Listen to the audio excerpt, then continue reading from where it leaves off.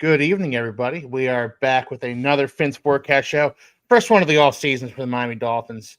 They unfortunately lost to the New York Jets, and the Broncos beat up on the B squad for the Chiefs. So we are officially in the off season for the Miami Dolphins. So we're going to get into that. We're going to get into Stephen Ross's decision to keep both Mike McDaniel and Chris Grier. We're going to evaluate Chris Grier. We're going to evaluate Mike McDaniel. We're going to, this is going to be a fun off season, and we kick it off tonight. So we'll get started right after this.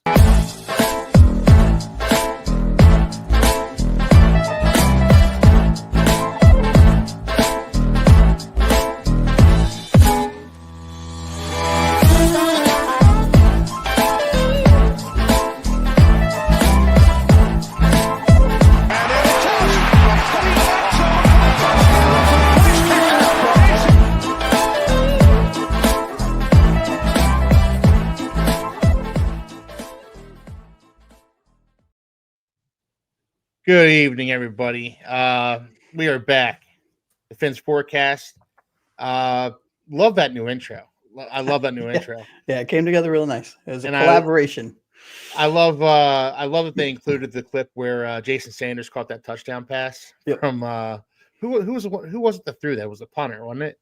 It was Matt Hack, I believe. Matt Hack. Yeah, I love that they included that because that happened against the Eagles, and I was able to lord that over all the Eagles fans here in Philadelphia.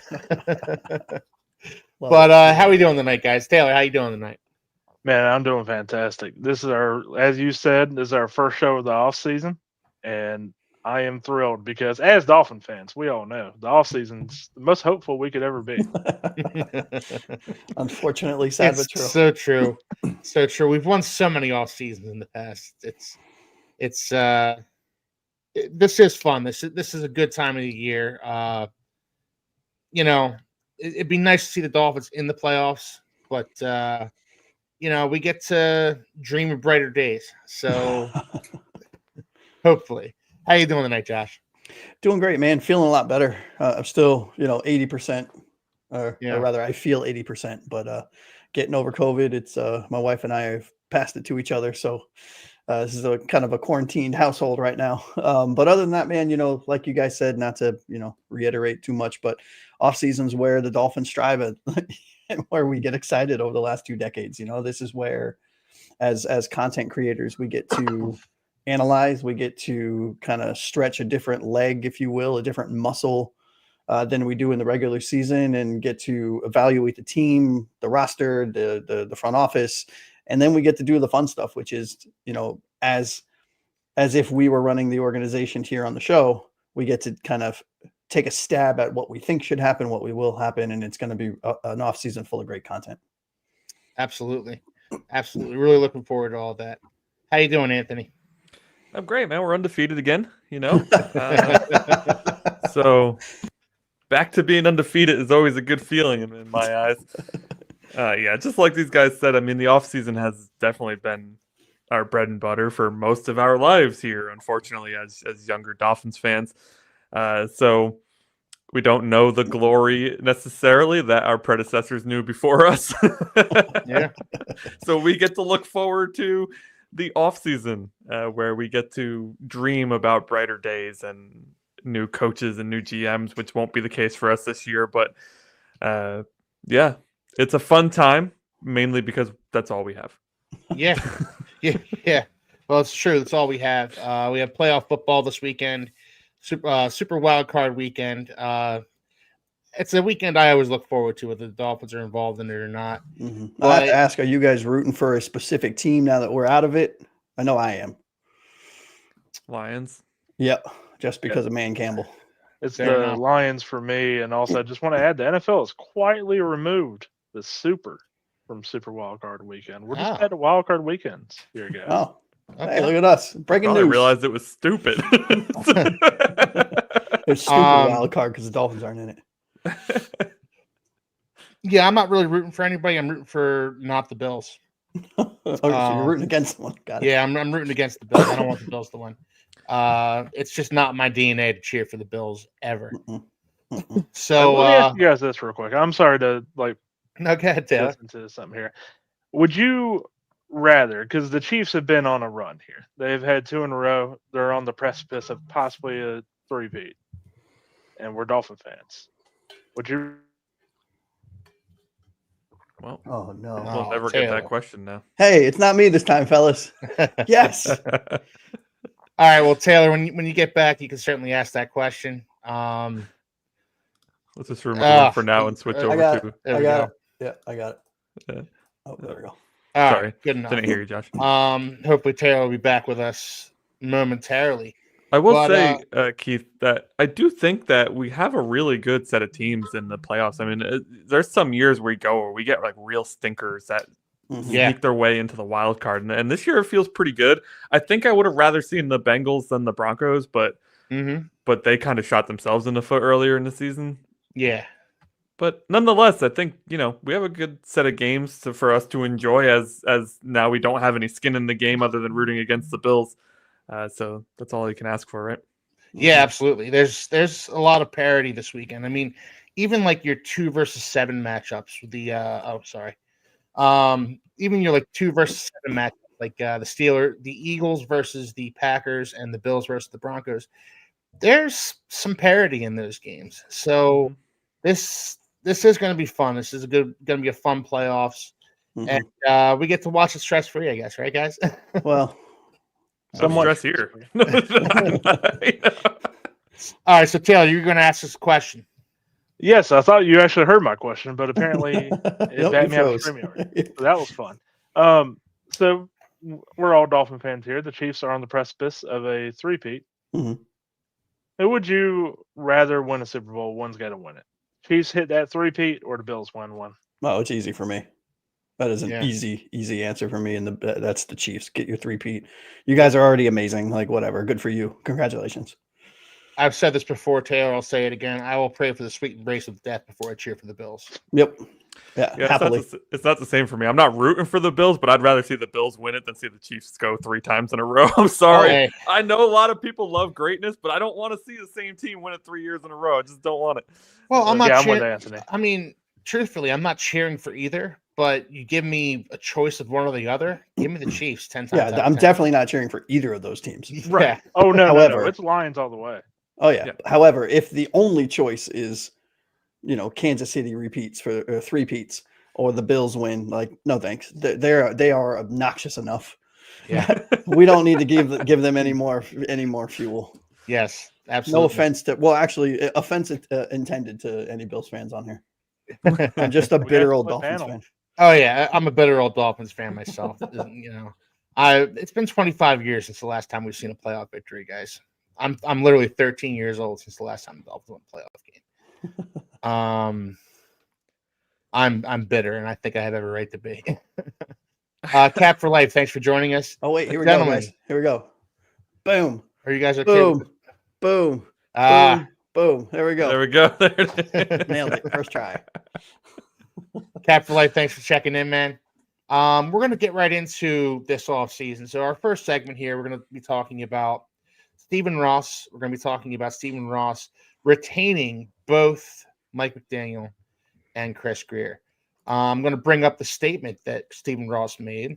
So as we now look towards 2025, our football operation will continue to be led by Chris Grier and Mike McDaniel with my full support. Their positive working relationship is an asset to the Dolphins, and I believe in the value of stability. However, continuity and leadership is not to be confused with an acceptance that the status quo is good enough. We will take a hard look at where we have fallen short and make the necessary changes to deliver our ultimate goal of building and sustaining a winning team that competes for championships. Stephen Ross. So I'm going to just go around the horn here. What are your initial thoughts on this? Anthony, I'll start with you. Yeah, this feels a lot like Chris Grier telling us that we're more worried about the offensive line than he is, right? Like, it absolutely. First of all, the timing of it was absolutely horrid. Like, 2 hours after the game ends, you lose to a division rival who only had 4 wins prior. You're coming out with this nonsense? Is like, did you think this was like a helping hand on a Dolphins fan's shoulder or something? If anything, you just added fuel to the fire. absolutely tone deaf statement. I wish you would have taken more time to think about it. I agree. There's something to be said for sustainability, and there's something to be said for having confidence in your guys. But man, at least make it look like it was a hard decision. Like this thing coming out when it did, and the way that it's written, like we're fools. We don't know what we're talking about. We're just emotional fans, right?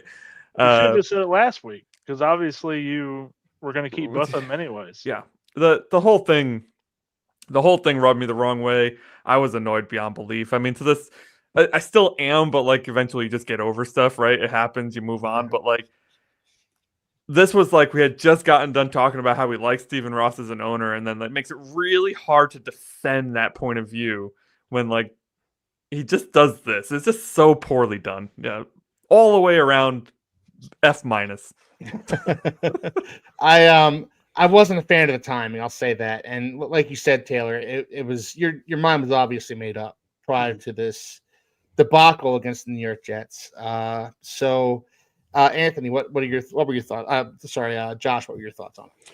Yeah, honestly, I've been very vocal about my support of liking Ross as an owner. He is the type of owner that you want, despite what some of us emotional fans on social media say, right? I think, what you want in an owner, and I'm going on a little tangent here, but I'll get back to your question, I promise. But what you want in an owner is somebody that's willing to spend the money wherever it is needed to be spent and not ask questions, and then take it a step further, not mingle, right? I mean, he has every right as an owner who shells out millions and millions and millions and millions of dollars on a weekly and hourly and minute by minute basis to the staff, to these players, to meddle, right? To see what his money is getting him, if you will. But he's a fan. He trusts his hires, and for good or bad, right? Right, wrong, or indifferent. He trusts his hires. And you know what? As an owner, great. Do you have to agree with his hires? I don't.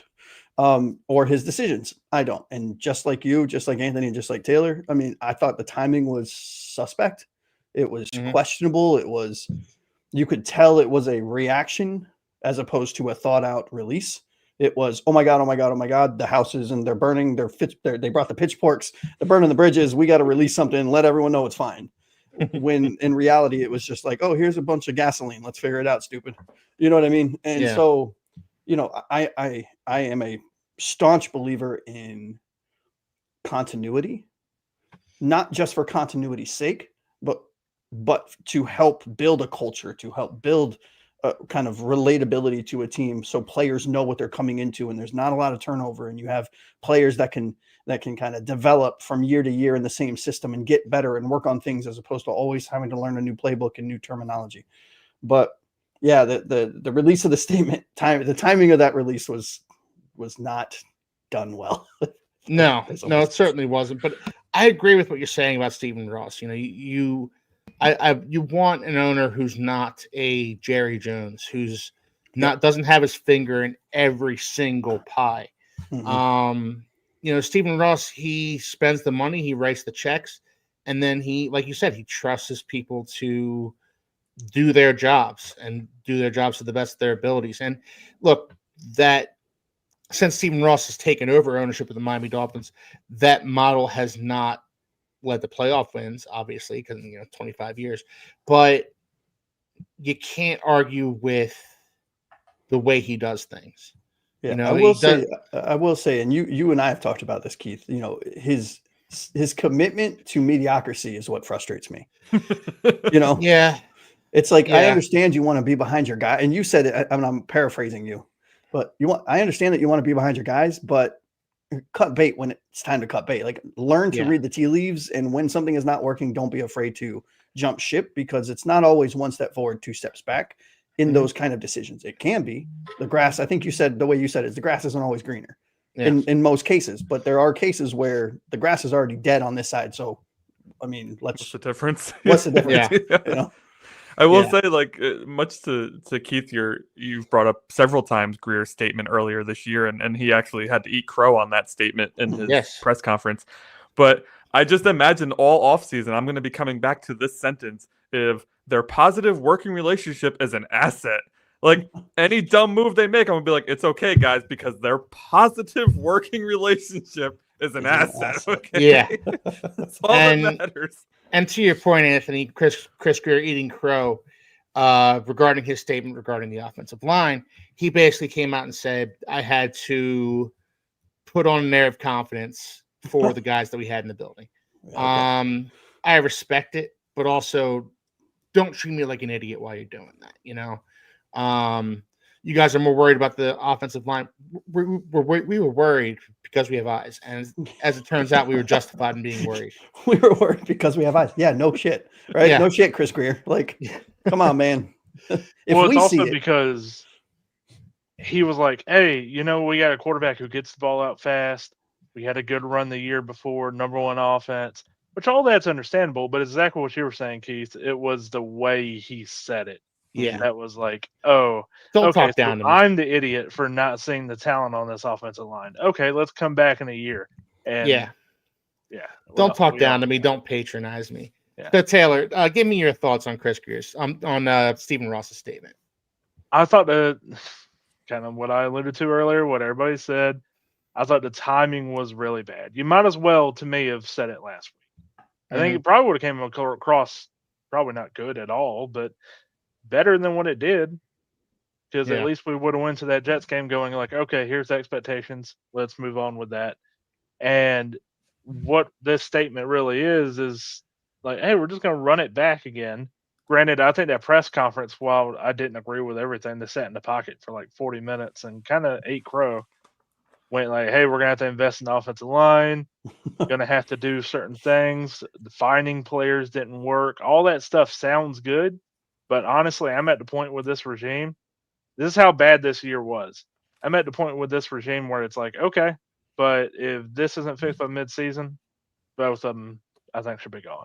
Yeah, and I think that, Taylor, to your point, I think that's what frustrates me about all of this is that, and we said it on the show, Anthony, you were the first one to kind of bring it up in this fashion, but it's, if you know that your coaches and GMs are on hot seats, and I don't mean to be repetitive from past shows, and you go into the next season knowing that one screw up, which based on historical track records is probably going to happen, that you're going to let them go, then why not do it in the offseason? Because now you're not wasting an entire season or half a season, if you will, by letting go your head coach and your GM and then all of the other coaches that come along with that.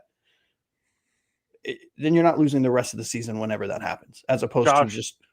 Let me add on to that point, because what you could have done as well is you could have got a new GM in there, because at this point, Chris Grier, which we'll get into Chris Grier's entire tenure, at least as the actual GM of the team and not whatever role he actually had before that. But you could have got a new GM in there with a new vision for what the team should be. And then that person can assess Mike McDaniel. There's a chance, not a very good one, because that's rare it ends up working. But there's a chance a new GM could come in and be like, no, McDaniel wasn't the problem here. You just needed to have somebody to tell him no. Like what he does can work as long as he doesn't have as much power within the organization. Because not all coaches should have that organizational power. And it's not like Mike McDaniel had like a power struggle, but as we talked about, I think on the show last week, Chris Grier is the kind of GM where it's like, what do you need? Okay, I got you. He's a yes man. Yeah. He lets his coach. How did you say it, Keith? Or maybe it was Anthony. He lets his coaches buy the groceries. Is that what it was? Is that how you said it? Good way to put it, either way. Yeah, and the grocery thing, the grocery analogy is apt here because he lets his coaches buy the groceries, and he went right to the candy aisle. Hey, whoa, easy. Went right. Hey, it's the best aisle in the grocery store. No, you gotta get some veggies in your diet, man. You gotta get some meat and potatoes up in there, and he went right for the candy. So, look, we've gotten into Stephen Ross. We've gotten into the timing of this whole thing. Let's get into, and we've kind of started to get into it already, but let's get into, kind of what worked and what didn't. Taylor, I'm going to turn it over to you here, man. Yeah, so this should be the short part of the segment. What worked this season, guys? Talking what players, some coaches. I'll even take games, individual games.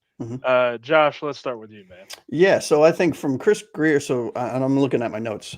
So what worked for Chris Grier, in my opinion, were impactful draft picks. I think were very prevalent, especially down the stretch here, with Chop Robinson having a very slow start, which is expected in an edge position that is hard to transition from college to the pros. It's very rare that the player is impactful. But Chop Robinson showed that he was indeed a first-round pick, should have been a first-round pick, and probably should have went higher.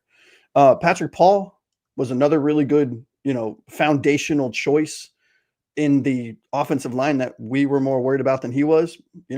Not for nothing. It was a great pick in the second round. And then you have Malik Washington, a wide receiver who I think is going to be phenomenal on this team next year, especially if some of the things that I'm not going to spoil it, but some of the things on later shows in the offseason go the way we think they're going to go from the wide receiver position. Malik Washington. Tyreek Hill. Tyreek Hill, yeah. Malik Washington, had a very slow season, took time to learn the position, but came on strong at the end and really made, immediate contributions in games towards the end of the season. And what else, the other things I thought that worked for Grier was his free agent contributions, right? I think this was one of the years in one of the very few years in recent memory where there was a lot of hits. Now granted, it's the lottery. You're never going to hit them all, but Brooks, Watson, and Dotson at the line, he overhauled the linebacker position in one offseason, right? Yeah. Two of which, in my opinion, I think all three should come back, but two of which we should sign immediately in Brooks and Dotson. I think those are key pieces. Now, I'm not saying Dotson should be signed as a starter. I think we should bring in a young player, whether it be from another team that's coming into his second contract, or do an early draft pick to get a young kind of hungry person in there to fight for that starting position with Dotson. But Jonnu Smith was a revelation at the tight end position for us. I mean, historical numbers for us, right? Kendall Fuller, when he was healthy, and a conversation could be had, in typical Chris Grier form is, when these players are healthy, was one of our top cornerbacks for most of the year. And then the defensive line with Hand and Benito Jones, they filled in admirably when we needed them to. So there was a lot of good re-signings and signings in the free agent and the free agent market by Chris Grier. And then Mike McDaniel, admittedly, it was a little harder to find what worked, because there was a lot of frustration with him. I thought the offensive scheme was creative from time to time when Tua was there. There was a noticeable difference in how this offense ran with Tua versus without Tua. Yes, there was a lot of frustration in his play calling. Yes, there was a lot of frustration with his play design and his play structure. But I thought at certain points in the game when you could tell he was not overthinking things, you saw what we saw last year, where he was just using his gut instinct to call the right play, and it was the right play. And then we executed it. And then player development. You saw growth from Jalen Phillips pre-injury. You saw growth from Chop Robinson and Storm Duck and Patrick Paul and Malik Washington, and the list can go on. And that is that's a testament to not only Mike McDaniel, but the coaches that he brought in, the positional coaches that he brought in, the foresight that he brought in. And team chemistry, where yes, there are clear and evident problems. You can't argue that this team had chemistry. They had a little too much. They were a little too loose, but until the very end of the season where kind of everything went off the rails, there was true camaraderie, or at least seemingly there was true camaraderie on this team. And I think that is a testament to the culture and the environment that Mike McDaniel kind of, installed in this team. I mean, are there arguments that can be made for it needs to be more of a tight ship? Absolutely. Can there be arguments? And they're not really arguments, they're statements, they're factual statements where accountability has not been had or held players to, or held coaches to, or upper management to? Yes, absolutely. And that falls on the GM and that falls on the head coach. But from a team chemistry standpoint, I thought there was a clear and evidence that there was. Those are the things that worked. Anthony, what do you think worked this season? I say jokingly, as the Mike McDaniel hater of the panel. Well, Chris Grier did a lot of good things. I think this was his best draft in the past 3 years easily. He has really struggled in drafting. Just looking at like his early years with us compared to, and we'll get more into that in a bit, but had a really good draft, which a lot of us were questioning because Chop Robinson was admittedly a project. and he ended up working out quite well. I think the addition of Calais Campbell can't go.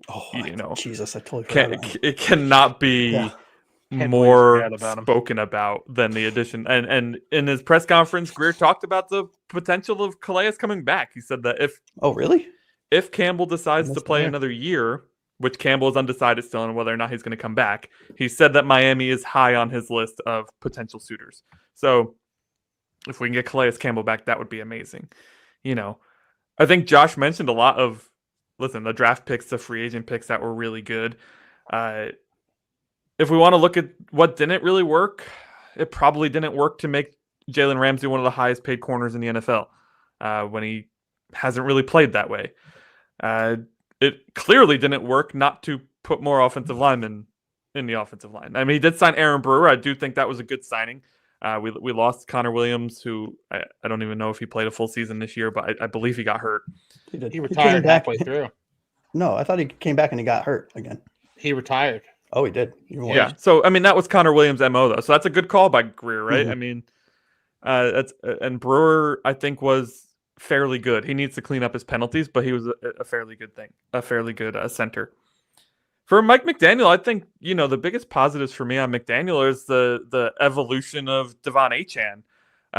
We got to see him really kind of give Achane the ball more, give him more chances. He wound up a yard shy of 1,500 yards this year, guys. 1,499 yards.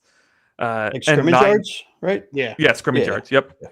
With 9 touchdowns to boot. I mean, that is an incredible season that almost nobody but fantasy football players are talking about. Yeah. Absolutely nuts. At many points this year, Devon Achane was our wide receiver 3. And playing like our wide receiver 1. Playing like our wide receiver 1. You could argue in early on in the season when we didn't have Tua, he was our wide receiver 1. Because that's the only person that the Thompson, Boyle, Huntley trio could get the ball to. I also think getting Jonnu Smith involved in the offense, it took McDaniel a while. Jonnu was noticeably unhappy in the beginning of the season, but getting Jonnu Smith involved was a huge positive. On the negatives, though, I think I'm going to go back to, I mentioned it last podcast episode as well, is there was a mention on the Mina Kimes show of he needs to find his big boy offense, right? Or his big boy play calling. The offense needs to grow up. He's still trying to play with his shiny toys, even though they're no longer shiny. They're now used, right? And the other opposing defenses are used to it. They're like, I don't want to touch that. It's dirty, right? And he didn't make any adjustments. Certainly when we had to go to a backup quarterback, I get it. 99% of teams are not winning with their backup. We saw a lot of teams playing with their backup this year that looked awful, right? That wasn't the problem to fans. The problem to fans was that you kept trying to run the same complicated offense that you ran with Tua behind center, with these guys who had no right even being behind center, right? That was the issue that I especially took with McDaniel. It's like, you are supposed to be this genius, right? Everybody's been touting you for 2 years straight. Did it just go to your head, or did you forget that you need to keep making changes to your offense every year? So, especially towards the end of the year, I've certainly probably come across as a McDaniel hater, even though earlier on in the season, I was very positive towards McDaniel. But I've just seen too many coaches at this point as a Dolphins fan. I think I'm at that point where when I see the BS, I call the BS and I want the BS gone. And that's kind of where I am with McDaniel. It's like, you didn't do enough from a leadership perspective. Your locker room is in shambles, right? And then Chris Grier is sitting up there in a press conference and he's putting on the players. Well, the players need to what was the terminology he used? Like self-regulate kind of thing. The players need to regulate themselves. Then when it gets up to the head coach, then it should only be like when it's at its worst. It's like, no, man, come on. That's a ridiculous statement. And one of the worst statements Grier, who I thought had a really good press conference, made in the entire thing was that the players need to self-regulate. Like, come on, man. A bunch of 22-year-olds versus 38-year-olds. How do you think that's going to go?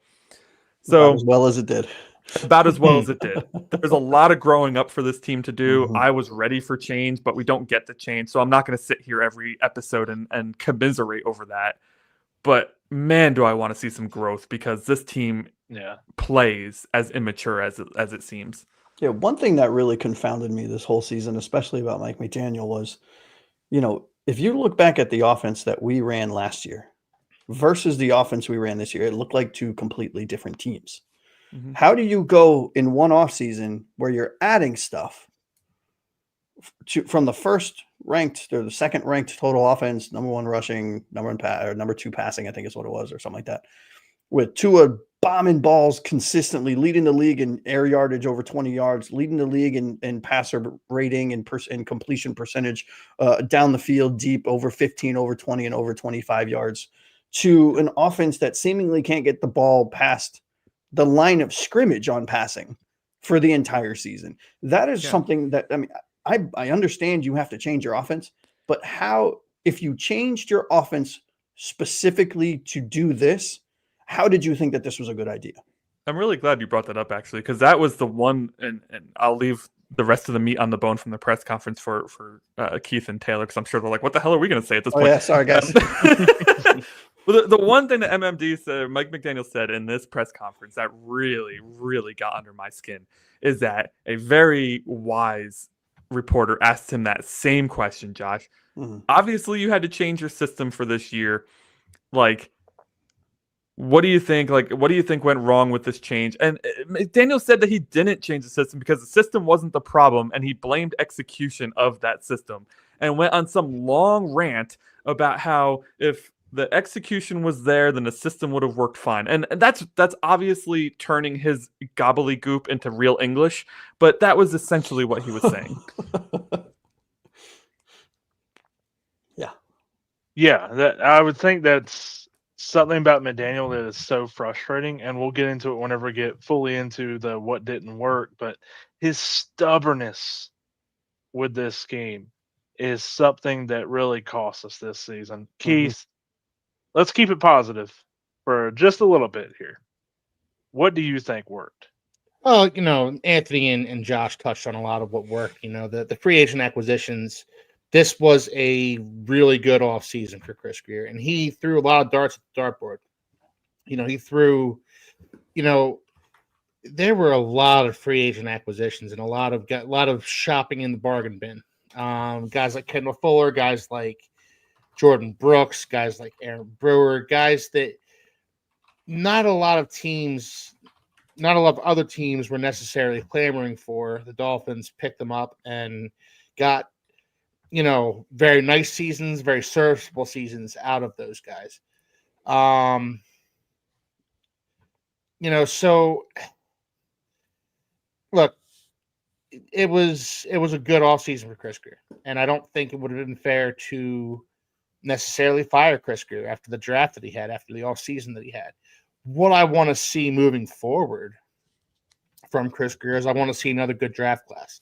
This draft coming up, we're going to have, a first-round pick, a second-round pick, two third-round picks, and I believe 2 fourth-round picks, or maybe not 2 third-round picks, maybe just 1 third-round pick if we traded that away for Jalen Wright. But yeah, we get a compensatory one. Yeah, we would have gotten 2, but Wilkins didn't play enough this year, so it turned into a 4. Yeah. So we get 2 4s. This is going to be a big draft. And as far as what worked for Mike McDaniel, look, I said it before when he was hired. He's the antithesis to what Brian Flores was. He's the anti-Brian Flores, and sometimes a culture shock like that works for a team, and it worked for the Dolphins for a couple of seasons. Now it's no longer working because players are kind of walking all over him. They're kind of just taking advantage of him at this point. So at this point, what I want to see from Mike McDaniel is I want to see an evolution in him. I want him to become a little bit more like Brian Flores. Sorry, but I do. You need to become a little bit more of a disciplinarian here. You need to become more of a guy that's going to say, you were late for a meeting, you're getting fined. Oh, also, you're sitting out the first quarter of the next game because you were late for a meeting 3 times this year or whatever. Mike McDaniel said, well, I find guys and stuff like these guys laugh at a $10,000 fine. You fine me $10,000, I'm going to Crap pee my pants. Yeah, pee my pants and go into the fetal position. But you find one of these, you find Tyreek Hill $10,000, he's gonna laugh in your face. Gotta You bench know, him. and yeah, exactly. Bench him. Put him on the bench. You're not playing in the first quarter. And when the reporters ask why, well, he was late for another meeting. So, you know, this kind of stuff won't be tolerated. You need to. Yeah, these players are ego driven. Yeah, you need to become less of a player's coach and more of a coach, more of the head of this ship, rather than. And you know, Anthony, to your point when he said, you know, it was the execution that was lacking. Yeah, the execution was lacking, but the play calling was also lacking. It's your job as the head coach. It's incumbent upon you, Mike McDaniel, to put your players in the best position to succeed. And if you think running the same offense with Skylar Thompson or Tyler Huntley is putting your players, you know, that you ran with Tua, is putting your players in the best position to succeed, then maybe you shouldn't be the coach of the Miami Dolphins. So we're going to need some evolution going forward here. And, you know, Taylor, you know, you asked what worked, what didn't work. You know, Anthony and Josh covered it. A lot of things worked this year. There's a lot of negative going on right now for a team that won 8 games. You know, to listen to us talk, you think that we won. To listen to us talk, you think that we were like a 4-win team. But feels like it. I mean, they played like a 4-win team. Let's be honest. Yeah. At times they did, but at times, you know, at times the most impressive wins were what? The 49ers and the Rams, right? I mean, those were, I think, impressive wins. Or if you ask me, the Denver team that we played last year that I thought we played this year. Yeah. Josh doesn't know what year it is, so it's okay. No, but, you know, the Rams win was impressive. The 49ers win, you know, looks less impressive now. The 49ers are just, they were kind of a dumpster fire all season. But yeah, you know, I saw something online that was like, you know, if the ball would have bounced a specific way, meaning like, you know, Sanders made a field goal or Tyreek made a catch, or it like one thing in 5 games would have given us 5 extra wins and we would have been fighting for the 2 seed. You know what I mean? And I know that that's a real crappy way of like looking at things, because that's just trying to, you know, put lipstick on a pig. But, you know, if Tua was healthy, I feel like this whole season, I feel like this would have been different. Right. Yes. Not saying we would have made the playoffs or would have made any noise in the playoffs. That's not what I'm saying. But I feel like it was hard because it was such a big hole for this team to dig out of. Right. Yeah. 2-6 is the fact that we even won 8 games. Was it 8 games? Right. Yeah. 8 and 9. Yep. Yeah. The fact that we even won 8 games is it, you know, it's not what we wanted. It's not what we thought. It sucks. But when you look at context, okay, not bad, right? Especially having your starting quarterback who basically makes this offense feasible, having no backup offensive lineman to talk about, having no backup quarterbacks, having your wide receiver 1 who play like a wide receiver 5 for most of the season. Like, you know, there are things that we can hang our hat on, knowing that we're getting another round of Mike McDaniel and Chris Grier, right? Yeah. And to that point, nobody can run Mike McDaniel's offense better than Tua Tagovailoa. And I firmly believe that.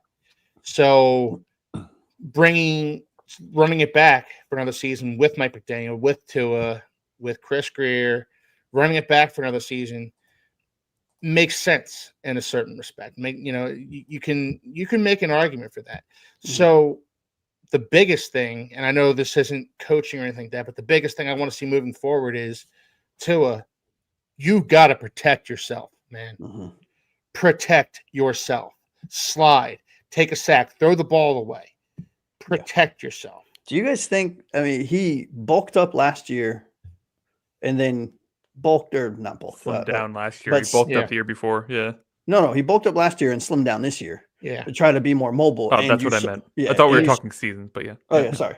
And then you saw what happened with him getting injured again, but he was fine when he was. Do you think it makes sense for him to go back up and just screw mobility? Like, it was cool being able to scramble, but dude, I think you need to be able to learn how to slide. I think he needs to learn. He slimmed down to become more mobile, and then suddenly he's running around like he's Michael Vick or Jalen Hurts or he's headhunting people. And he still looks slow. I know. He got knocked out by Damar Hamlin. Damar Hamlin is about 170 pounds soaking wet. And it was an arm tackle that knocked him out. I mean, look, Yeah. You ran into Hamlin. Yeah, he ran into knocked him. himself Yeah. out. Right. Look, we're laughing, right? And I want to make sure that I want this point to be on. I want this to be recorded, right? Just in case. We are not making light of concussions, right? No. We are not making light of what Tua went through. Absolutely, It is not. a very real thing. As someone that has dealt with concussions in my youth when I was playing sports semi-professionally, it is a thing, right? The more you get, the easier they come, right? And they are very severe, and they cause a lot of problems. But the fact that Tua came, I think we can laugh about it now. Tua came back and then was actively like the next game. He went, I forgot who it was with, when he tried to rush for a touchdown and he got kicked in the head. And you're just like, all right, dude, like, what are you doing? Mm-hmm. Just slide at the 5-yard line instead of getting punched in the face on the 2-yard line because you didn't get the touchdown. So it doesn't matter. Like, what are you doing? Mm-hmm. Yeah. This is a muscle that I'm sorry, Taylor. Like, this is just a muscle that Tua needs to, if Tua doesn't protect himself, we're going to be having the same exact conversation 1 year from today that we're having right now. Go ahead, Taylor. I'm sorry, man. No, you're all good. It's a thing where I know I kind of feel like we've went into complete what didn't work, and we're just stuck there right now in territory. Well, there's a lot. There was a lot. There is a lot. Yeah. That's the thing. Look. I was going to start that by going like, okay, how much time we got left? Because that's the rest of the show really is what didn't work. But you guys are right. Like, there are some positives coming out of this season, like Devon Achane, Chop Robinson, Zach Sealer, Jordan Brooks, Patrick Paul, Malik Washington, Jonnu Smith, Calais Campbell. I cannot believe you forgot Calais Campbell, Josh. That man is a literal giant. I know. He is a literal giant. Josh is about to cry himself to sleep, and you're just rubbing it in. Look, I mean, so I would blame it. I would COVID blame it brain. on. I would blame it on the COVID brain, but unfortunately, it was just a miss. Sorry. I had him in what didn't work for all the injury issues, which he definitely has, and it's a big problem going into this offseason for me because we're giving him so much money now, and now we're going to be locked into it. It seems like. So he has got to learn to be healthy, to be available. And that's what they talked about in the press conference as well. Mm-hmm. And there was also a stretch here where not only Tua was playing, in my opinion, one of the, I'll just say it, I think it was the best in his career. Yeah, as an national. At times. a discussion can certainly be had on that. Yeah, What game was that? What game was that, Josh, where you said it was Tua's best game of his career? It was this year. Yeah, it was this year. I don't think it might have been the Rams game. It could might have been been the Rams game. It might have been. I can't remember, but it was in that stretch after he came back, and he was just. It was amazing. He was efficient. His yards per attempt were down. It wasn't that great, but other than that, he was controlling the ball, not turning the ball over, getting touchdowns, making plays when he needed to make them. All things I've wanted to see from Tua for years. And I think he was playing one of the best stretches of his entire career this year. Mm-hmm. Mike McDaniel, for a small section of this season, actually started to run the ball. Mm-hmm. And it was going well. Tua came back. But like 2 weeks after Tua came back, Mike McDaniel was like, run the ball? What, like 10 times a game? Okay, sure. Well, Taylor, let's be fair about this. 2 games after Tua came back, Austin Jackson went down. And that was a key part of it. With it, all efficiency in the running game just kind of went out the window. Can we take a moment and applaud? I know we're going to do this in our offseason recap and our position and room breakdowns and all that stuff, but 2 years ago, Austin Jackson was the Liam Eichenberg of the offensive line room, right? Was the he was the Liam Eichenberg with Liam Eichenberg still on the line. Exactly, right? Was the Skylar Thompson of the offensive tackle room, if you will. And oh my God, has that man turned his career around? Yeah. Good really on him. And he showed his value. And he earned that extension last year, and he played. Yeah. He played a good offensive line. Not great. He played a good offensive line for the Dolphins this year. No, he played great, dude. He was our best offensive lineman when he was healthy. Like better than Teron Armstead, better than anyone else on that offensive line. Statistically, he was our best O lineman. And I know I alluded to this last week. We can't let an entire unit go to pieces with the injury of one dude. Exactly. Happened this year with Austin Jackson. Happened last year with Connor Williams. Happened the year before that with Teron Armstead. Happened this year with our quarterback room. Yeah, like one and quarterback. Okay, fine. You can kind of say it. You know, quarterback gets injured. All right, your team's not going to be as good, like Anthony said earlier. But you know, you can't let an entire unit go to pieces because one guy got hurt. Mhm. I understand Kendall Lamb isn't as good as Austin Jackson, but you still should have been able to run the ball at more than 2 yards of carry, 2 yards of clip. And once Austin Jackson went down, just seemed like the running game just went to pieces. Yeah, and I will say this also, like, I'm a big Teron Armstead guy from an offensive line standpoint, but at a certain point when you're averaging 11, 12 games a season, like, you know, you want to keep him on the team because he's an amazing technician and a coach and a player's coach, if you will. Yeah. Like, fine, pay him the money. That's worth what we're paying him in and of itself. But to rely on him as a starter and to see what happens when not only Teron goes out, but then you're dealing with Teron and Austin Jackson going out, our two bookends. I mean, you know, it's not fun to watch and it's not fun to experience. No, it's not. And on the line, it's a thing where too, it was very clear that they were going for players who can play in multiple positions. That's the reason Eichenberg's still on the team. Or was still on the team. He's thankfully not under contract for next season. And Kendall Lamb already said he's not coming back, so that's good. He himself said he's not coming back. Fine, bye. See you later, buddy. And that's another player that could play multiple positions. He plays left and right tackle. Yeah. The problem is that's a great idea to find players who can play center and guard. Andrew Mayer is another person, undrafted center, to play at center and guard. The problem is Andrew Mayer is a developmental center that we don't have time for him to develop right now because offensive line isn't that good. And then when you have injuries like Isaiah Wynn and Teron Armstead and Austin Jackson, it leaves you at the end of the season going, well, thankfully we signed Aaron Brewer, so that'll be my last thing I will say for what worked. Thank God Chris Grier did sign Aaron Brewer because I don't understand. I don't know what our center room would have looked like without him. We've been trying to trade for Michael Dieter at that point. Like, bring him back. Yeah, please, for the love of God, give us Dieter. Yeah. And I saw him playing. Who was he playing for earlier? He was starting at center for some team earlier on the season. Bucks? I feel like it was Houston. Is it Houston? It might have been. Yeah, it might have been Houston. And he probably had a Pro Bowl year with how all of the players that left our team played on their next team. Not the way that Houston line played. They rivaled the Dolphins for how bad they were this year. It's Washington. We were all wrong. Oh, was it? That's right. All right. Actually played pretty well. If Washington. I saw Dieter out there playing at center, and I was like, huh. Yeah. You know, I kind of like, you know, thought we could use that guy right now. Yep. I mean, but Noah Igbenogany was like, you know, led up the fewest receiving yards in coverage all season. Also in Washington. Yeah, also in Washington. You had Brandon Jones was the number 3 safety in the NFL. Deshaun Elliott. I mean, Van Ginkel was historic. Like, historic numbers. I mean, don't talk too much about that. I'm about to bring that up. All right. Sorry. All right. Well, we're gonna move on to the to the next. Hold on, real quick, if we can, because there is something that none of us have talked about, or maybe I missed it in what didn't work, right? And that was specifically about Mike McDaniel, and I think it is important to talk about. And hopefully he grows because we you know, on the show we stay positive. Okay, he's our coach. We're not gonna continuously talk about how none of us want him back as a head coach.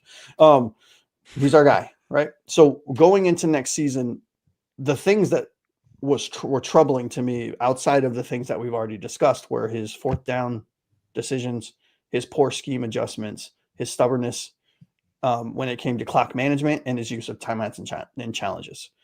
I mean, those were all horrendous all year. Right. I mean, how many times did we have to burn timeouts because he didn't get the play in time? How many times did we have to watch him challenge a play that shouldn't have been challenged? And that didn't even impact the game one way or the other. He just challenged to challenge, like the game when the last game of the season when Adams toe tapped that crazy ball from Rodgers. Dude, it was at the 35-yard line. Like, who gives a shit? Like, we're down 3 touchdowns. What are you challenging for? You know what I mean? So things like that, I hope is where he takes the steps. Well, I think to that improve. all comes down to accountability, right? And Mm-hmm. we're still not seeing it, even in this press conference. Like Joel Klatt has this saying that when it's negative, it's me. When it's positive, it's we, right? But we don't see that in Mike McDaniel, because when asked about his scheme, he goes, "Well, it's the execution, not the scheme," right? And then when asked about play calling, he goes, "Well, if I thought the play calling was a problem, then I wouldn't be calling plays." Bro, they were both problems. Huge problems. Your problems. Yeah. And no accountability. Yeah, it's very alarming. Yeah. I think Taylor Taylor again. froze up again. So, Keith, you want me to jump into the next? Yeah, jump into the next segment here, Anthony. All right, guys. So we're going to get a little deeper into the Chris Grier saga here, because it's very easy at a time like this to just be like, well, Grier's been here for 6 years. We haven't won anything. Mm-hmm. He's garbage. Get rid of him. Burn the house down. But I want to kind of do a little digging. Like, is that for real? Has he really been garbage? Or are we just having recency bias because we came off one of our a very disappointing season when we expected great things? So I want to dive. I want you guys to help me, but I do have all the picks if you need any of them. I want to dive into like what he did great, right? Some of the highlights, right? Trading Laramie Tunsil for a king's ransom. Yeah. Drafting Minkah Fitzpatrick in the first round, who's for all intents and purposes, even though he's no longer with us, he's an all-pro safety, right? He drafted guys like Christian Wilkins, who went on to get paid. Andrew Van Ginkel, who we all miss dearly, right? Tua Tagovailoa, the best quarterback we've had since Dan Marino. Austin Jackson, Noah Igbenogany. We were just talking about these guys. Brandon Jones. Those guys were all in the same draft, by the way. Crazy. Mm-hmm. Yeah. Absolutely insane. Jalen Phillips. Yeah. Right? You look at the next draft, Waddle, Phillips, Holland, all in the same draft. And then the next year, he trades the first 2 picks for Tyreek Hill. 1,700-yard seasons back-to-back. I think that's pretty good. And then this recent season, Chop Robinson, Patrick Paul, Jalen Wright, Malik Washington all made meaningful contributions. That's 4 out of 7 draft picks. Well, Ethan Bonner, too, I think, outside of the injury, and undrafted guys. Yeah. I haven't even gotten into the undrafted guys yet, who, we have Cater Kohu starting at nickel corner, who's been fantastic. Well, he's been up and down, but when he's actually playing the position he's good at, he's been fantastic. Nick Needham, 2019. Right. Yeah. But all of these positive, impressive moves, it's not always that way. Right? I mean, we traded for Josh Rosen, a pretty high pick, despite nobody else wanting him. Was that a second rounder, right? I think. Yeah, something like that. This recently trading for Shaq Lawson, and then he retires. Right? Yeah. Can we put that on Grier? I mean, you're having conversations with this guy, right? Yeah, I guess what you can put on Grier is, how did you not know that, right? Sure. You have a New York City legal team worth of people to look into players before you make any kind of financial contributions to them. They dig into their past, their history. They call their friends. They call their families. They look on their social media. They do a complete. I mean, when you're giving somebody $40 million or whatever, whatever you're going to pay, insert player's name, you want to make sure you do your Reader's Digest on them at least. And where you can't knock them because a player was like, you know what, I'm just not feeling it. I'm old. I want to be done after a couple off-season practices.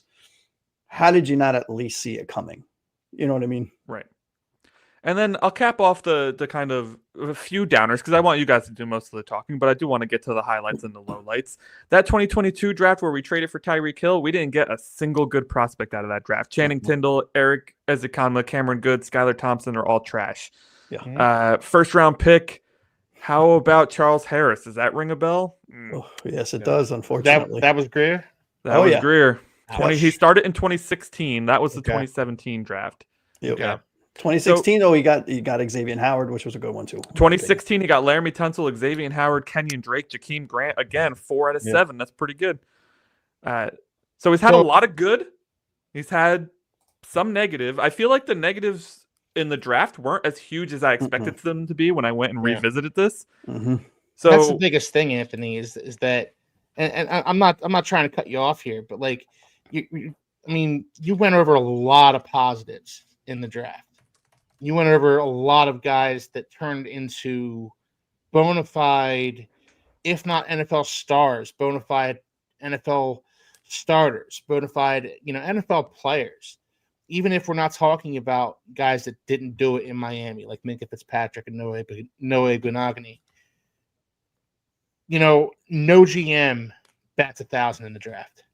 And even the best of GMs have drafts where they just whiff, whiff after whiff.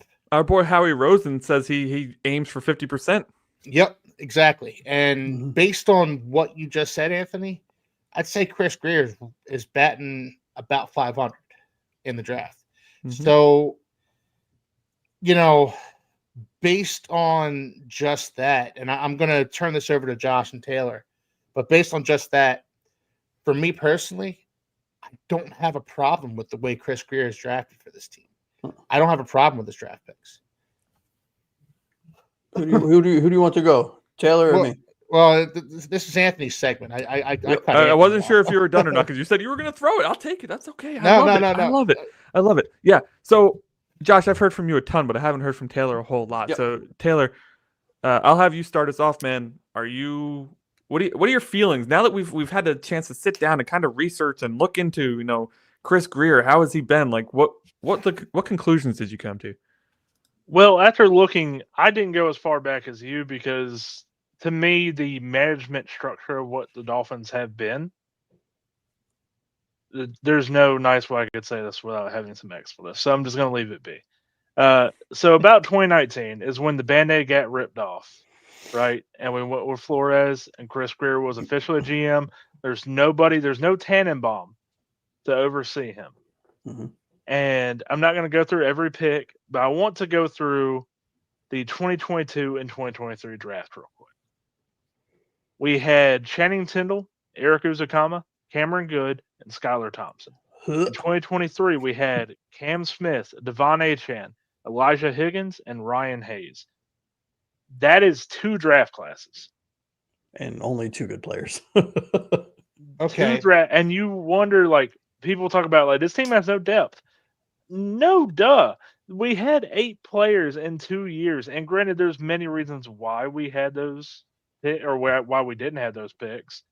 Because of a Tyreek Hill trade, because of the Bradley Chubb trade, all that stuff.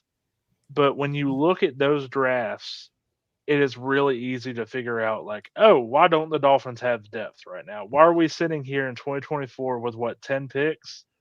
And we got to nail it? It's because of these 2 drafts.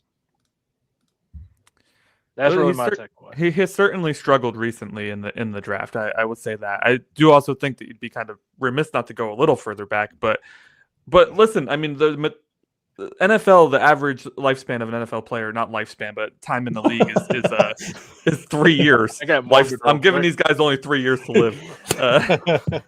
Their average time in the league is only 3 years. So if we only look back 3 years, then that 2022 and 2023 drafts, I mean, he's 1 for 8, you could argue, with Achane being the only good one.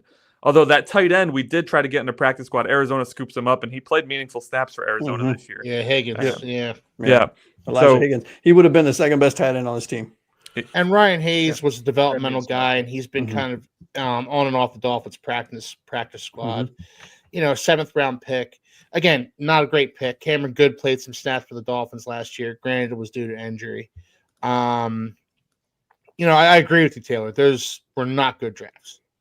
But again, he didn't have a lot to work with in those drafts. No, I'm not saying he did either. It's just something to where if you're looking at the tenure of Chris Grier, you start to figure out around that 2022 year, okay, this is why the team roster construction is the way it is.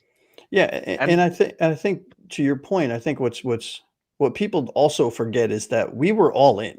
We were in our Super Bowl window. Yeah. So he was, FTP in 3 straight off seasons. We don't need these picks, right? Yeah. So, I mean, I also think that, and there is validity to that to a certain point, right? You're sacrificing future depth to throw Pro Bowl level high-end quality talent on your team to make a run.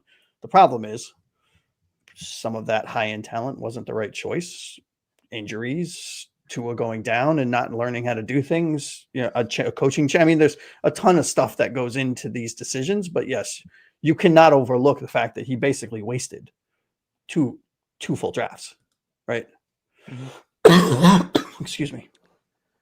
Yeah, whether it's his fault or not, which I agree with you, Keith. I don't think you can really put that on Chris Grier because the amount of picks we had is still something to where you look at that and you go like, yeah, kind of wasted 2 years of the draft. But I see what you're saying, Taylor. Like, he wasted 2 years of the draft through his own actions.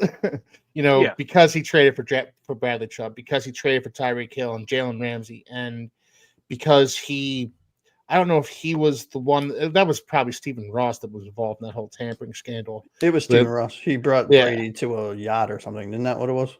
Yeah. Or was it Peyton? One of the two. No, it was Brady. It was definitely Brady. Yeah. Well, it was both, wasn't it? Well, he wanted Peyton and Brady to sign with the Dolphins, which we kind of sang Stephen Ross's praises earlier. He did kind of screw us on that one. Yeah. It's hard to judge Chris Grier. I mean, because if you're just looking at the draft, I mean, I have gotten to like a 42% hit rate, and my rating is based off of did these guys start significant snaps for any team in the NFL. So that's how I counted it. But everybody has different ratings, right? But then you look at the other stuff, right? Trading for Tyreek Hill was, for all intents and purposes, a home run. I know recency bias suggests that we're all pretty mad at him because he's being a fool right now, but his first 2 seasons with this team, incredible. He's playing like a superstar, the superstar that he is. Trading for Bradley Chubb didn't work out the way we thought it would, but I can't name. But there were times last year. There were times last year, Anthony, where he was unstoppable. Yeah, right, he was and dominant. That's what I'm saying. Is recency bias is real, right? We didn't see Chubb all season, so now the Dolphins fan is saying, "Well, what a waste that was." And okay, you have some validity to that. This was an off-injured player that we traded probably more than we had to get. But he did play really well for us when he did play for us. Jalen Ramsey, as much as I dislike him, has been our best corner for 2 years probably. So like those are good trades. Like no trade works out 100%. There's a reason they're being moved by the team they were on previously. Yeah. Yeah, if you're a team in a Super Bowl window and you think as an organization that you have 2 or 3 years to capitalize and try to make a run, you make these trades 12 times out of 10. Yeah. Right? Yeah. You have to. Right? You don't have to. Sorry. I shouldn't say you have to, but you can understand why you can understand why they do it. Right? Right. Yeah. Now, his free agent moves, I feel like this year was really good, but he's left a lot to be desired in the past. I mean, Ryan Fitzpatrick, I thought was a good move. We had a solid backup, and Brian Flores ended up making that really weird and awkward. We had Byron Jones. We signed to that big contract that didn't end up working out for us. Kyle Van Noy, who liked being here, and then we cut inexplicably, and he went to the press and was really mad about that whole thing. If you guys remember, we signed Will Fuller to a 1-year deal at one point in time. How dare you bring that back up? I don't remember if he even played. But we had a hurt finger, Anthony. He couldn't play with a hurt finger. Listen, all that to say that even though recently he's been bad at the draft, he's compensated well in free agency. Teron Armstead, Connor Williams, Melvin Ingram, they all were big contributors. Deshaun Elliott, a big contributor. Jordan Poyer, as much as we hate him, played a ton of snaps. Get out. Get out. Jonnu Smith, Jordan Brooks, Calais Campbell, Dodson. He jumped on Dodson as soon as he was cut. Like I think within like the hour. Right. I just don't think we can deny that in some way, shape, or form, Grier does have a good eye for the players that could potentially be good. I mean, look at his undrafted free agents. We have how many of them playing meaningful snaps for us? Nick Needham, Kader Kohu. Right? He's been an undrafted free agent. What's that? Like he's been an undrafted free agent guru. I mean, like there's no other way of saying it. Isn't our starting left guard an undrafted free agent? Yeah, I mean, Robert Jones. He has hit, and that's not a great example. That is a shit stain on his record. But if you're starting as many games as you have as an undrafted free agent, fair. That is impressive. Robert Jones would have been a good depth piece for this line if Isaiah Wynn had actually started and played and Robert Jones would have been the perfect death piece Mhm. for Hey, this line. And then Storm Duck this year. I mean, he's really good at finding these corners that And then Yeah. the one that was injured, that was that I really liked. That I'm drawing a blank on his name. Rob He's a safe, McKinley no, he's a or safety cornerback this year. McMorris. McMorris. Okay. Yeah. Is it Patrick McMorris? Is that what it is? Yeah. Well, Yep. he was a 6th round pick. He wasn't undrafted. But I thought he was undrafted. But again, like the late round in the undrafted, I think Chris Grier shines. Yeah. Doing the research for the show enlightened me a lot, right? Yeah. Because I am not a big Chris Grier guy, right? I mean, I'm not opposed to Chris Grier, but I think he's middle of the pack, right? In my mind, he's a middle of the pack GM. Okay, you kind of get what you get, but doing the research on what were successful draft picks, and in my criteria, I did not account for just playing for the Dolphins, right? Because if the player went on to another team and crushed it, that player was still good. It sucks that he's not with us. Which means it was proper evaluation by Chris Grier. Exactly. And the list, if you, and I have them side by side on my OneNote sheet, the list is almost 3 times as long for players that I thought were successful versus players that I thought were misses. Mm-hmm. You know what I mean? And yes, free agency is kind of hit or miss. Who the hell knows, right? What you're really going to get in these players once they get, a lot of these players are getting either their first or their second big contract. They have life-changing money. I mean, you never really know how that is going to react, right? So there's a reason why they're free agents in the first place. Exactly. And, I think where my questions with Grier come in is, and I'm not saying this is solely in his court, but the amount of money paid to some of these players, right? Yeah. I can understand resetting the market when you for the wide receiver position when you brought Tyreek Hill in. I can understand that. And to Anthony's point, over 1,700 yards in 2 straight seasons, phenomenal. But then you go and re-up him just because he's throwing a temper tantrum 3 years later after giving him market reset money because he wants to be in the same conversation. You don't extend him. Excuse me. You pull money from the back end of the contract just to make him feel better, but that screws you if you try to get rid of him. Like it's those kind of decisions where you start seeing the sheen of Chris Grier kind of start to fade, right? And it's those little things that make a difference when you get to a point with a player, for example, like Tyreek Hill, where you want to move on from him, but now you can, theoretically you can this offseason, but in the context of this conversation, that makes it harder to move on from a player than it should be. And, you look at, I just got done bringing in Tyreek Hill and Bradley Chubb and Ramsey as the 3 most recent big additions. Did you really need to market reset all of them? Yeah. Like, really? I don't think you needed to. But that's what you do when you trade for a guy like that. But not always. Yeah. Not always, right? And you can definitely re-up them and definitely give them a substantial amount of money. But you don't have to give them market resetting money just because they asked for it. Yeah. And that's frustrating because of how savvy he really I'm glad we're also having a nuanced conversation about this because I'm just like you, Josh. Like I went into this research, I was like, I don't know, whatever. And then you kind of come away with it going, no, a lot of this is good. Like it's not all bad. And I'm not a Chris Grier apologist by any means. But you look at like the Laremy Tunsil trade, which historical. That was a historical trade. Yeah. Right? Tunsil, Kenny Stills, a 4th rounder, a 6th rounder to Houston for a 2 first, a second, and 2 players. I keep forgetting that we got 2 players in that trade. I thought it was 3 first. Wasn't it 3? Or was it 2? It was 3, I believe. Yeah, it was one that year and then 2 additional years. But either way, the Niners trade a year or 2 later. That's another massive deal. Right. Gee, I forgot about when we traded down with the Niners, right? Yeah. We had the number 3 overall pick. We traded to the Niners for their first, which was 12th overall, a 2022 first, a 2022 third, and a 2023 first. That 2023 first ended up going to the Broncos for Bradley Chubb. Yep. Like that's what like the nuance in this Chris Grier conversation comes from is like okay, you can see some hits, you could see some misses in the draft. The trades are spectacular. Got a 5th for Jeff Wilson at the last second. We needed Jeff Wilson that year. We really did. Yeah. But it's whenever you get to the stuff like the contracts and Jalen Ramsey getting that extension and being the highest paid corner, and he's on the bad side of 30. It's not a good deal. Yeah, I think even getting a first for Minka Fitzpatrick, because everybody could see it was a very public breakup. It was a very public, like, Minka was, I'm out, I'm not playing, that's it, I hate this coach, I'm done, right? And they still got a first-round pick for him from Pittsburgh, no less, who doesn't trade their assets for anything. Yeah.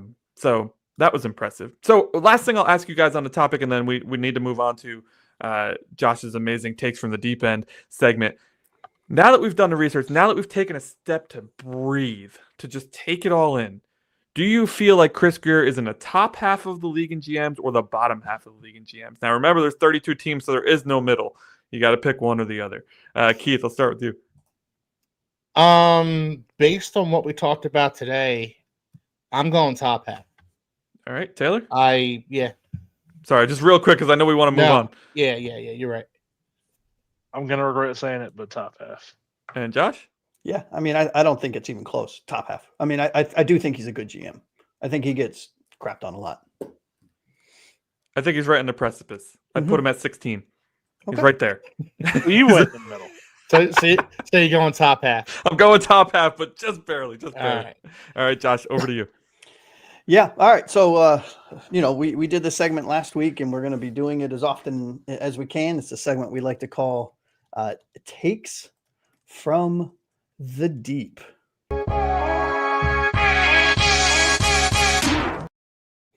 All right, fellas. So just for those that are watching that have not seen the show before or are not familiar with this segment is something that we like to do quite often because it allows us to engage with our fans that comment on our YouTube show, that comment on our social media with their takes, right? So we go in and we pull some ones that are a little spicy, ones that that I really agree with or that I really disagree with or that I think will spark a good conversation. And we put them up as a ticker. And I give them to random hosts and we talk about it. I'm going to start with you, Taylor. Get ready, sir. Okay. After just one season, Jonnu Smith is already the top tight end in Dolphins history. Wow. That's actually a really tough one because the Dolphins in my lifetime have not had very good tight ends. Mm-hmm. Randy McMichael and Anthony Fasano are the only two I can even think of. I guess as the ignorant young guy here, I'm going to say yes, he is the best tight end in Dolphins history. This man saved this offense for me this season. Mm-hmm. Mm-hmm. And since we only have one round today, fellas, Anthony, what are your thoughts on it? Yeah, I would agree. I mean, but listen, everybody's always like, well, what about the older guys? That's not our generation. All we can do is base it off of our generation. Like, perhaps there was better tight ends in the past, pre-Marino era playing with Bob Greasy back in the day, but I don't know. He's certainly the best tight end I've seen in a Dolphins uniform. It's not even close. Yep. What about you, Keith? He's had the best season of a Dolphins tight end. I would stop short of saying he's the best tight end in Dolphins history. All right, so we got two yeses and one no's. I like it. Damn, all right. Keith. Sorry, guys. Well, just because of that, Keith, you're getting the next one, sir. Right. And this one is spicy, in my opinion. Flores and Fangio were 100% correct. Culture matters more than talent. Whew. All right. They were 75% correct. Okay. Culture matters a lot, and we saw it this season because the Dolphins, they're a talented team. There's talent all over that Dolphins team. I would argue there probably wasn't enough of it, and I would argue, like what Taylor said earlier, there probably wasn't enough depth because once the injury bug happened, the Dolphins went down. But culture, getting back to it, culture is super important in an NFL locker room. More so than probably any other locker room because there's 53 guys that you need to get on the same page. Mm-hmm. So you need to, not like an NBA locker room where there's like 11 dudes and baseball is 25. There's 53 guys that you need to get to buy into the same thing, get on the same page. And Vic Fangio and Brian Flores were right about that. Yeah. So we need to, that's something we need to look into this offseason. That's something Mike McDaniel seriously needs to look in the mirror and really evaluate how he handles things. Yeah, I agree with you. What about you, Anthony? What are your thoughts? I mean, how could I argue with the guys who are leading the top 2 defenses in the league this year? And I mean, one of them coaching the Minnesota Vikings defense that is not exactly a who's who of talent over there. He took a lot of guys off the street this year, even because their defense was so bad in years past. They're trying to refill the coffers over there. I mean, Brian Flores has been incredibly impressive to me in his time over in Minnesota. Do I want him back as head coach? Of course not. We saw how that went. It didn't go well. But I do want him to be a head coach again in the league because he earned it. I mean, he has been phenomenal. Yeah. What about you, Taylor? What are your thoughts? I think it's 50% talent, 50% culture.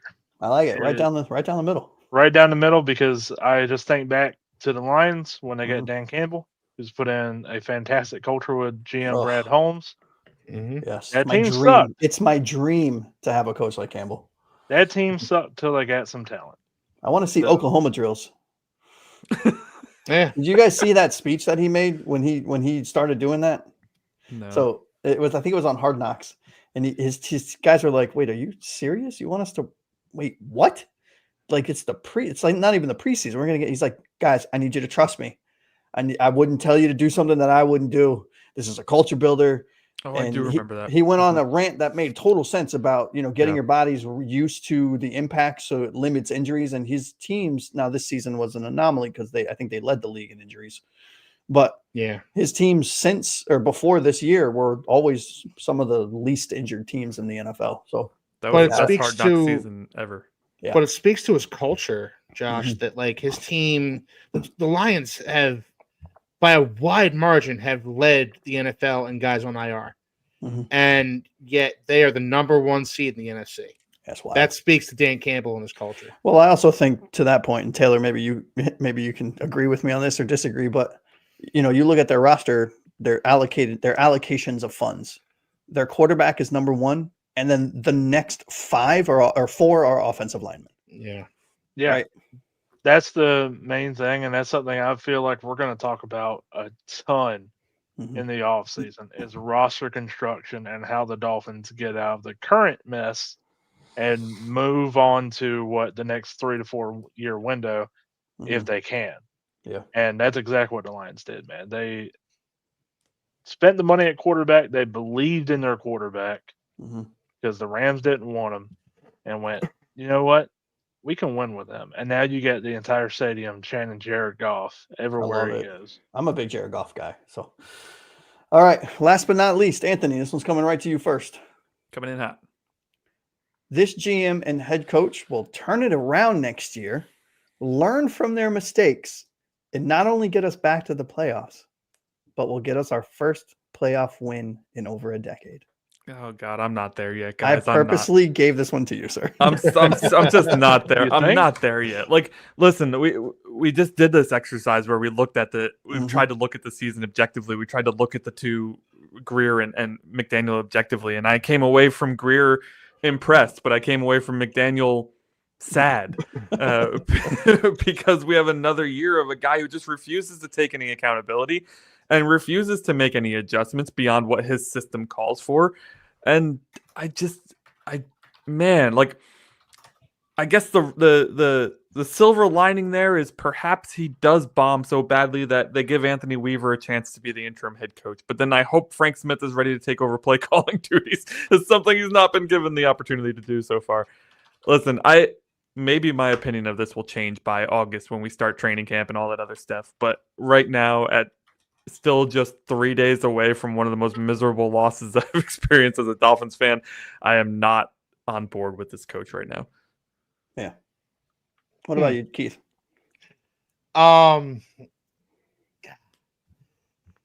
I'm closer to saying yes to that statement than Anthony is, but I'm with Anthony. I'm not there yet either.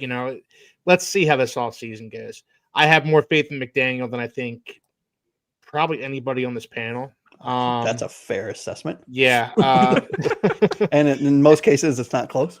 Yeah, it really isn't. I'm kind of a blind. I'm blind. So no, I like Mike McDaniel. I like what he brings to the table. I like that he's a player's coach first and foremost. I think that's what you kind of have to be in the NFL nowadays. I think what it's going to boil down to next year, what's going to boil down to next season, is getting Tua on board with doing everything he can possibly do to stay on the field for 17 games. Mm-hmm. That's what, I think that matters more than anything that Mike McDaniel or Chris Grier does. Tua needs to stay healthy. That's all there is to it. Yeah. That's all there is to it. Listen, wow! Give $30 million to a backup quarterback because it's likely he's playing. Seriously. All right, let's make it happen. Yeah. And one of the questions from the fans that I was toying with about bringing up here was, or some of our viewers rather, was Kirk Cousins and or Justin Fields is the perfect backup to Tua. Oh boy.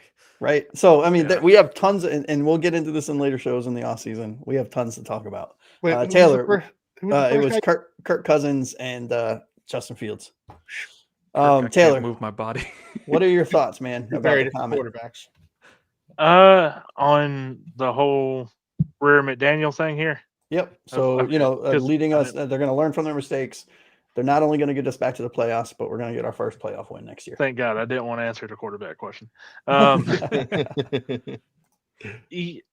think I'm leaning more towards Keith, which is crazy. It shows how much a few days of cooling down would go. Because I remember our post show with the Jets, we were like, we move on from McDaniel, and I think all three of us said yes, might move on.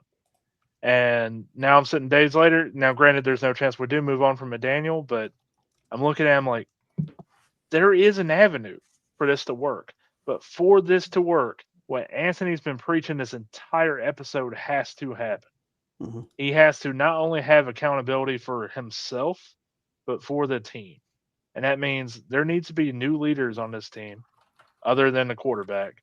And there needs to be new players overall. There needs to be an entire roster overhaul here, because it's obvious at this point, after the season ended the way we saw it kind of end, we're in desperate need for some changes. I agree. Yeah. So I'm gonna take it over from here, guys. It's been a great show. We're getting up to the hour and a half mark. Guys, we have a lot going on this off season. We could have gone on for another hour and a half. Easy. I know we all left some meat on the bone, and that's kind of how we're going to feel moving forward throughout the rest of this off season. But we are going to meet you guys every Wednesday at 7:00, talk about stuff for the off season. Next week, we're going to be talking about the offensive season in review. We're going to be talking about position grades. So we're going to take it by position by position, quarterbacks, running backs. I'm going to be interested to see what you guys have to say about the quarterbacks as a whole. That's going to be an interesting conversation. I'll give you guys a spoiler alert. It's definitely not an A+. We're going to be doing season game balls and jock straps for the offensive side of the ball. So that's going to be a fun one. Our last game balls and jocks, second to last game balls and jock straps, because we're going to be doing defensive the following week. And we're going to be doing defining moments, lesson learned, stuff like that. Guys, again, huge off season for the Miami Dolphins, and we're going to be getting into all of it. We're going to be just peeling back the layers of this onion over and over again until next season. But there's a ton of stuff to go over. So, look, guys, thank you for tuning in. Guys in the chat, sorry we didn't get to many of your comments tonight. There was just so much content for us to get through. We'll get to your comments next week if you tune in. And I'm going to go to final thoughts. So Anthony, I'll start with you. I'm excited for the offseason. Just sitting down and putting together the show calendar, started rejuvenating me already. It's really easy after a tough season to just fall off of football completely. But having you guys here to chat it up with, having the great people in the chat here, Cap for Life, Matt and Mike. Thank you guys so much for joining. It revitalizes you. It keeps football fresh all year. I just can't wait. It's gonna be so much fun. Mm-hmm. It is. This is actually going to be a really fun off season for us. Taylor, any final thoughts? Going to echo what Anthony said. I am beyond excited to get into this off season. I am thrilled to get into the draft. Mm-hmm. Not to fully get into it, but the Senior Bowl invitees have been, I guess, announced is a good way to put it. It's going to be the most stacked Senior Bowl ever. I'm going to find a way to talk about it somehow on the show. It'll be part of that. We have it. Don't worry. We will absolutely get into that. Josh, any final thoughts? Yeah, I mean, look, not to be repetitive, right? But I think this off season, looking at our content schedule and our content calendar, where we're doing weekly shows for our viewers and our fans, I'm really excited. I agree with everyone on this panel. I am super excited about the content that we're about to kind of dive into. We're going to get our hands dirty. We're going to, tear apart this roster. We're going to try to reconstruct this roster in our eyes, each of us, and as a group. When it gets to draft season, we'll be covering draft stuff. We're toying with, spoiler alert, or maybe hopefully a quick peek. We might do a live round 1 draft show in real time where we're talking about drafts, and it's it's Dolphins, focused, but more NFL chat as the picks come in. We'll chat about them. We have a ton of stuff, mock drafts leading up to the drafts where one of us gets to create a mock draft and we all get to talk about it as if that person was the GM making the decisions. It's super, super fun content coming. Please like and subscribe. Like us, we're on Instagram. Like us, we're on Facebook and we're on YouTube. Throw your comments in chat in any of the chats or the shows, or message us, and we'll make sure we get back to you and we'll bring you on the show. Absolutely. I have one more question for all you guys. I just need a one-word answer from all of you. Who's going to win the Super Bowl this year? Anthony. Whoo, baby. Oh, all right. baby. So it's the Lions in the NFC for sure. Yeah. In the AFC, that's so much harder. Lions, Chiefs. Who do you got winning it? Lions. Josh? Yeah, I got Lions, Bills, and I got the Lions winning it. Taylor? I'm going to go Lions, Bills as well. Yeah. I'm going to go Eagles, Bills, and I had the Bills winning it. Oh, get out. You just had a whole thing about it. Well, I'm not saying I want it to happen. What an art. I'm not saying I want it to happen. That was a journey, Keith. The Bills beating the Eagles. Oh, man. Yeah, the Eagles got to get Hurts back if they're even going to make it past this round. Yeah. That's going to be one of the most boring Super Bowls in recent memory, if that's the Super Bowl. All right, guys. Massive heel we're going to end it for tonight. We'll see you guys next Wednesday. We have a great show planned for you guys next Wednesday. Have a great night.